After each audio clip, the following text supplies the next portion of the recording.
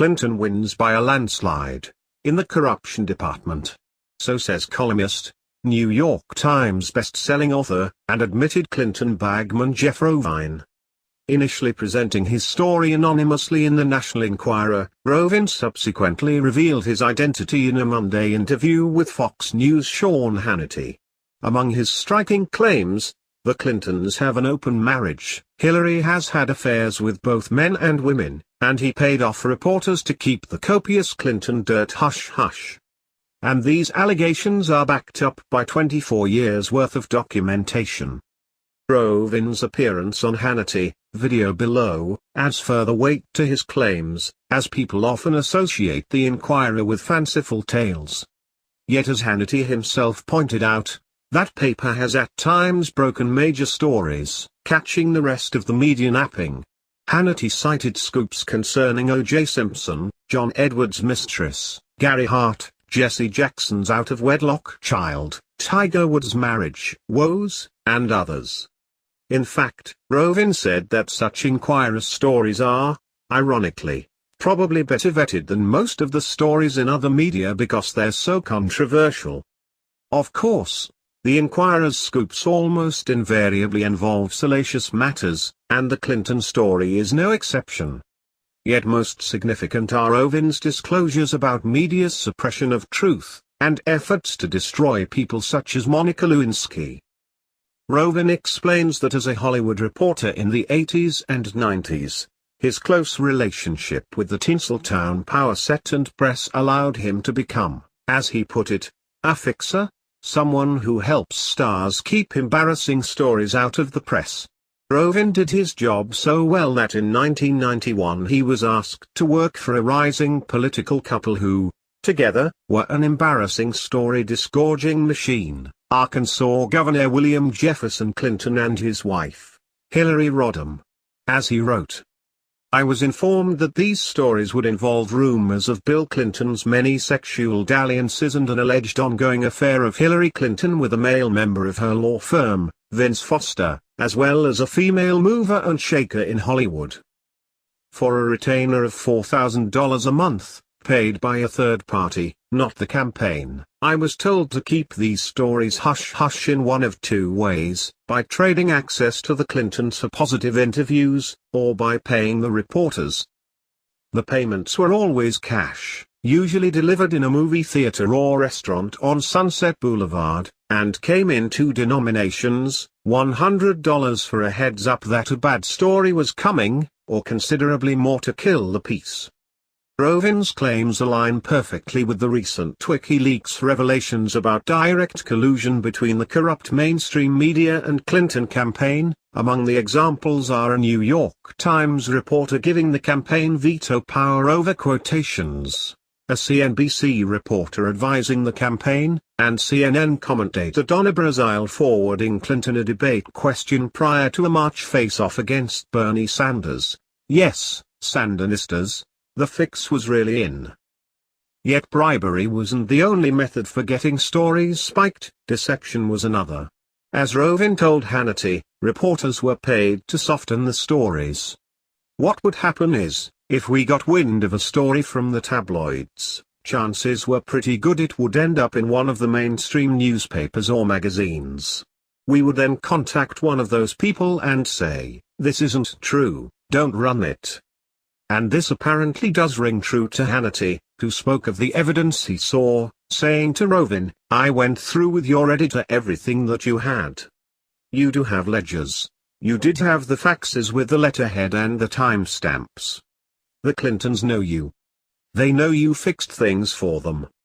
And Rovin says this fixing became a full-time job, as the Clintons committed continual sexual indiscretions in what he described as a polyamorous and open marriage, which matches the open borders Hillary said, in an email, that she wanted. Rovin appears to believe that Clinton's sexual depravity was so all-consuming that it distracted Bill from the business of running the country. He cites as the worst example of judgment the bachelor party in March 1994 for Clinton's half-brother, Roger Clinton, who, in quintessential Clinton style, was marrying a bride 8 months pregnant. Prostitutes were present, and recordings were made. They included Bill Clinton. None of this will surprise those who know of Bill's having taken 26 flights on billionaire pedophile Jeffrey Epstein's Lolita Express, but the recording was a problem. It was offered for sale to the Inquirer, says Rovine. This is when he says he swooped in and negotiated a deal to keep the recording suppressed. Note, this would be a national security concern, too. A foreign power that obtained such a recording conceivably could use it to blackmail the president. Also in 1994, Rovin arranged a meeting for Hillary and a woman in an exclusive Beverly Hills hotel, he said. I helped her slip out of a back exit for a one-on-one session with the other woman. The journalist described this encounter as sordid. Rovin also reveals that he was part of a team effort to damage Monica Lewinsky. In fact, Rovin later felt so bad about this smear campaign that he apologized to Lewinsky personally. In addition, the journalist told Hannity he was tasked with distracting the media while Hillary's crew rummaged through Vince Foster's office to snatch documents related to the Whitewater scandal, as WND.com put it. As to Rovin's motivations for finally coming forward, he mentioned two significant factors. He told Hannity that when he learned that Inquirer editor Dylan Howard was doing the Clinton story and was naming sources he wanted kept confidential, he agreed to participate under the condition he could protect those sources. Second, he wrote in the Inquirer piece, I am coming forward now because of the endless attention the alleged indiscretions of Donald Trump have received. Nothing I have heard comes close to the sexual and moral corruption of the Clintons, many of which have, yet to be revealed.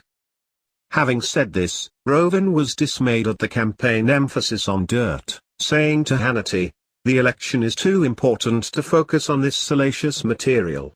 Identifying as a libertarian, the journalist expressed the common idea that politicians' sexual indiscretions are none of anyone's business and should be beyond scrutiny. And while many issues are more important, such as Clinton's internationalist, open borders dreams, amnesty plans, warmongering stance vis-à-vis Russia, and radical social agenda, that common idea is also a mistaken idea. Question: is there any sexual indiscretion a politician could commit that would bring his psychological fitness into question? What if a person habitually engages in bestiality? Would you want such an individual managing your finances or babysitting your child? If not, why not, if private sexual behavior has no bearing on whether the person can do the job? If so, however, then would you want such a person's finger on the nuclear button? Now, what kind of sexual depravity is not a red flag? During the Bill Clinton years, character doesn't matter became a meme used to justify Clinton corruption. But would you want to be pulled over by a cop with bad character or have your car repaired by a mechanic with same? Character is integral to everything we do.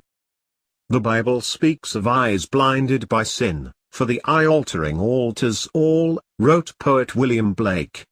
Habitually engaging in wrongdoing and, as man will do, rationalizing it away, which is when we deny reality, causes us to lose touch with reality. Twisting the truth in our own minds twists our minds, conning ourselves corrupts our judgment. The eye-altering. Hillary Clinton is poised to continue the fundamental change Barack Obama infamously promised. But do we really want someone in an altered state altering these United